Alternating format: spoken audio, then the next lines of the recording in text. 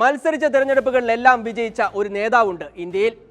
സ്വാതന്ത്ര്യം കിട്ടുന്നതിന് മുൻപും ശേഷവും ജയിൽവാസം അനുഭവിച്ച ഒഡീഷയുടെ സ്വന്തം ബിജു പട്നായക്.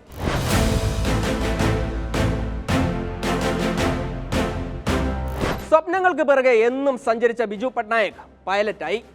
രണ്ടാം ലോകയുദ്ധത്തിൽ ഇന്ത്യൻ സൈനികർക്ക് നോട്ടീസുകൾ വിതറി. ജപ്പാനെതിരെ പൊരുതിയ ചൈനക്കാർക്കും ഹിറ്റ്ലർക്കെതിരെ പൊരുതിയ റഷ്യക്കാർക്കും ആയുധമെത്തിച്ചു. ബ്രിട്ടീഷ് തടവിലായി. നെഹ്റുവിന്റെ സുഹൃത്ത്.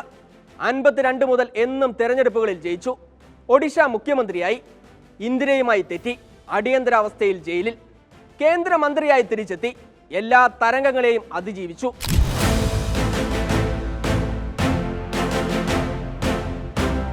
ദരിദ്രമായ ഒഡീഷയ്ക്ക് ആത്മാഭിമാനം പകർന്നു.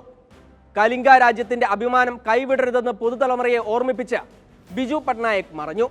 അതേ പേരിലുള്ള രാഷ്ട്രീയ പാർട്ടി ഇന്നും ഒഡീഷ ഭരിക്കുമ്പോൾ അതെക്കാലവും അധികാരത്തോട് പൊരുതിയ നേതാവിനുള്ള ജനങ്ങളുടെ അംഗീകാരമാണ്.